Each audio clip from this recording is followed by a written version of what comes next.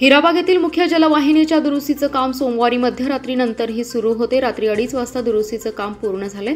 यशस्वी चाचणीनंतर पहाटे 4 वाजता पंपिंग सुरू झालं। टाक्या भरण्यास सुरुवात झाली। सकाळपासून पाणी पुरवठा सुरू झालाय। 3 दिवस पाणी पुरवठा बंद असल्याने नागरिकांचे प्रचंड हाल होते। दरम्यान बुधवारपासून सर्व भागात नियमित पाणी पुरवठा सुरू होईल। माळबंगला जलशुद्धीकरण केंद्रावरून हिराबाग वॉटर वर्क्सकडे येणाऱ्या मुख्य जलवाहिनीला हिराबाग येथे मोठी गळती लागली होती। 3 ठिकाणी गळती होती, त्यामुळे शुक्रवारी रात्री 8 टाक्यांचा पाणी पुरवठा थांबवून दुरुस्तीचं काम हाती घेण्यात आलं।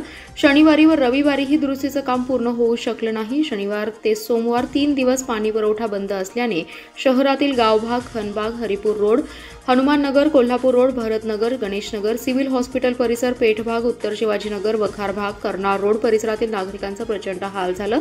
पर्यायी व्यवस्था म्हणून टँकरने पाणी पुरवठा सुरू ठेवला, मात्र ही पर्यायी व्यवस्था तोकडी होती।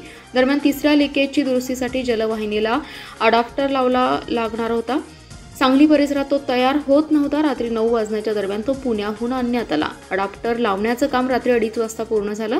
गेले 3 दिवस अथक प्रयत्न करून 3 लिकेज दुरुस्ती झाली। या कामाची यशस्वी चाचणी घेतल्यानंतर पहाटे 4 वाजता टाक्या भरण्यास सुरुवात झाली।